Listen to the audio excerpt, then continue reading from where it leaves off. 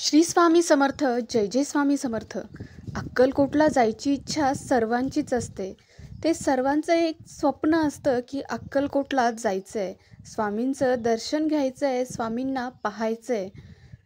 असाच एक भक्त, त्याची पण इच्छा अक्कलकोटला जाण्याची.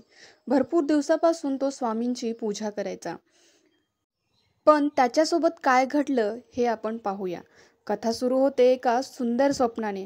कधीकधी एखादी यात्रा फक्त प्रवास नसते, ती एक परीक्षा असते. श्रद्धेची, भक्तीची, निष्ठेची. साक्षात्कार असतो त्या अदृश्य शक्तीचा. ही कथा आहे राहुल देशमुखची. राहुल शिक्षक, भक्त, समजूतदार पती, पत्नी माया घर सांभाळणारी, निष्ठावान भक्त. त्याला 2 मुलं होती, तन्वी आणि मयूर. ती पण एकदम शांत. वृद्ध आई होती, मौसी आजी होती, अनुभवाची शिदोरी सुद्धा होती ती. बहीण प्रिया, प्रेमळ, कुटुंब वत्सल, समजूतदार. एकत्र राहणारं प्रेमळ परिवार. पण त्यांच्या मनात एकच मागणी होती, एकदाच तरी दर्शन घडू द्या, अक्कलकोट मठ अनुभवायला मिळू द्या. स्वामी बोलवत आहेत, आतून जाणवतंय. बायको म्हणते, आधी बजेट बघा. राहुल म्हणतो, थांबणार नाही मी. स्वप्नात दिसतो तेजस्वी अचानक प्रकाश. राहुल झोपेत बघतो प्रकाशाचं झोत.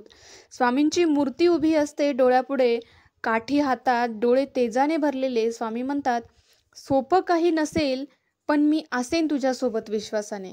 प्रवासाची तयारी करतो आणि भक्तिभावाने जोरात सुरुवात करतो.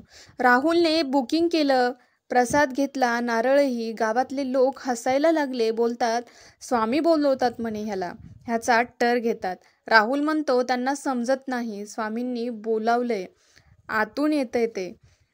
गाडी निघाली. जयघोषणा भक्तिभावाने सर्व कुटुंबाने केली. जय जय स्वामी समर्थ म्हणत गेले. सर्व कुटुंब निघालं उत्साहाने मार्गाने. पण अडचण आली अचानक जंगलामध्ये. गाडी बंद पडली, रस्ता हरवला, मोबाईल नाही, सिग्नल नाही. चिंता वाढली.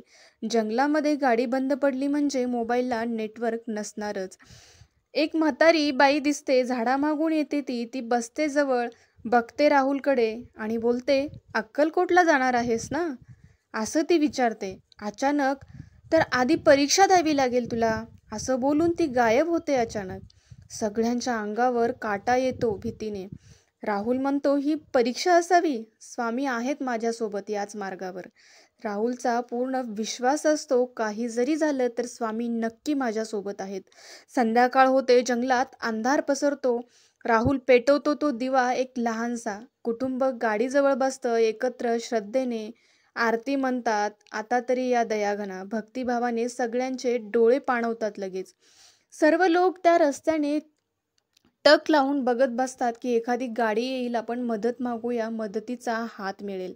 तेवढ्यात वारा येतो, झोत पडते, गाडीजवळ प्रकाश येतो, तेजस्वी भास होते. राहुल डोळे मिटून हळूच म्हणतो, स्वामी नजरेत नाहीत पण आहेत, ते अनुभवत आहेत, माझ्यासोबत चालत आहेत.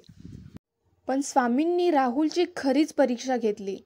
ती एवढी भयानक परीक्षा होती की घरचे सर्व लोक घाबरून गेले आणि राहुलला दोष देऊ लागले.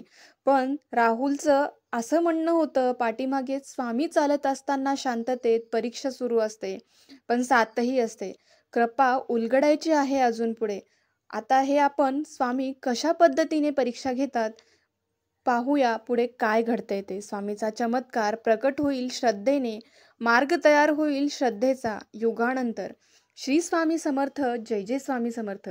स्वामींनी कशी परीक्षा घेतली, राहुल पास झाला का, राहुलने त्या संकटाच्या समयामध्ये काय केलं हे पाहूया पुढच्या भागामध्ये.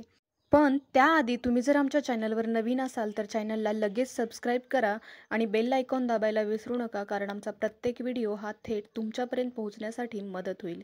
चला तर मग भेटूया पुढच्या व्हिडिओमध्ये. तोपर्यंत श्री स्वामी समर्थ. जय जय स्वामी समर्थ.